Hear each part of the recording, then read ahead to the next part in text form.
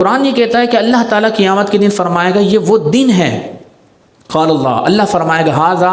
یہ یوم وہ دن ہے ینفع الصادقین بصدقہم کہ آج سچ بولنے والوں کو ان کا سچ نفع دے گا، آج سچ بولنے والوں کی ان کی سچائی نفع دے گی۔ اس لیے سچائی کی ترغیب سرکار کریم علیہ الصلوۃ والسلام نے ارشاد فرمائی، اپنی دینی معاملات میں بھی، اپنے دنیاوی معاملات کے اندر بھی سچائی۔ کسی بات کو واقعے کے مطابق کہنا سچ ہوتا ہے اور کسی بات کو واقعے کے خلاف کہنا یہ جھوٹ ہوتا ہے۔ سرکار کریم علیہ الصلوۃ والسلام نے ہمیشہ سچائی کی ترغیب ارشاد فرمائی، اور سرکار نے فرمایا کہ سچ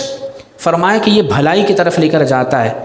اور بھلائی جنت کا راستہ دکھاتی ہے، اور فرمایا جھوٹ برائی کی طرف لے کر جاتا ہے اور برائی جہنم کی طرف لے کر جاتی ہے، جہنم کی طرف دھکیل دیتی ہے۔ تو فرمایا کہ بندہ ہمیشہ سچ بولتا رہتا ہے یہاں تک کہ وہ سچا لکھ دیا جاتا ہے، اور بندہ مسلسل جھوٹ بولتا رہتا ہے یہاں تک کہ وہ کاذبین میں، جھوٹ بولنے والوں میں لکھ دیا جاتا ہے۔ ذہن نشین رکھیے گا کہ سچ میں وقتی طور پر پریشانی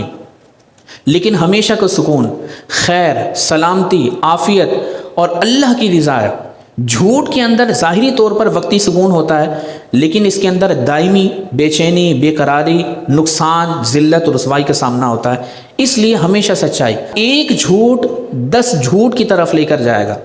اور 10 جھوٹ 100 جھوٹ کی طرف لے کر جائیں گے۔ اس لیے میں نے عرض کیا کہ سچ میں وقتی پریشانی ظاہر ہوگی، وقتی طور پر آزمائش ہے، لیکن اس میں دائمی سکون ہے، اس میں دائمی نجات ہے، اس میں عزت ہے، اس میں پھر اللہ تبارک و تعالیٰ کی رضا اور آخرت کے انعامات ہیں۔ لیکن جھوٹ میں وقتی طور پر ہو سکتا ہے کہ بندہ اس میں سکون محسوس کرے، وہ حقیقی سکون نہیں ہوگا، وہ ایک بناوٹی سے سکون ہوگا جو حاصل کرنے کی کوشش کرے گا، تو وقتی سکون، لیکن اس میں مستقل بے چینی، بے قراری اور ذلت اور رسوائی کا سامنا اور اللہ تعالیٰ کی ناراضگی۔